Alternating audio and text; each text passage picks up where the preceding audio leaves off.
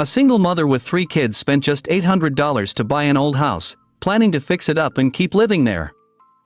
You can see right away that the house only has the most basic structure, just the walls, with a lot of essential features missing, which is exactly why it was so cheap.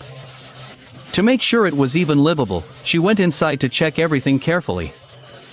Once she confirmed there were no major issues, she called people in to start clearing it out. The house had been abandoned for years, so weeds had completely taken over the surroundings, and all of that had to be cleared before any interior upgrades could even begin. This place used to be part of a wealthy neighborhood, but after the houses fell apart, people slowly moved away, leaving most of them empty, which is why she could buy one so cheaply. On top of that, there's no official property certificate here, so she doesn't even know how long she'll be able to stay. But she had no other choice and needed a place to settle down for now. Nearby, there are a few houses that are already built and even partially renovated, but they cost much more. One of them goes for around $4,500, and even then, more money would still be needed if the inside wasn't ideal. So she decided to wait until everything was cleaned before making a final call. The location itself is actually pretty good, with a wide open space in front where kids can play.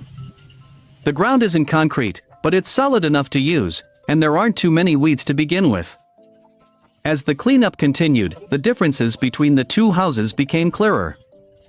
The cheaper one barely even counts as unfinished, with incomplete walls and a lot of work still needed to make it livable. The better one has nicer lighting, but the upfront cost is much higher. That's where the real dilemma comes in.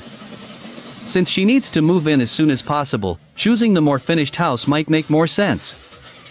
Even so, the backyard and interior of the cheaper house were completely overgrown and extremely basic, with no concrete floor at all, meaning it would take a long time before anyone could actually live there. Still, the workers continued cleaning everything thoroughly, so no matter which house she ends up choosing, the hard part would already be done. After all the clearing, the entire place was finally cleaned up, and for her current situation, even a worn-down house like this could still become a temporary home. What would you do in her place? Go cheap and rebuild from scratch, or pay more to move in faster? Drop your thoughts in the comments, and if you want to see how this story unfolds, make sure to like and follow.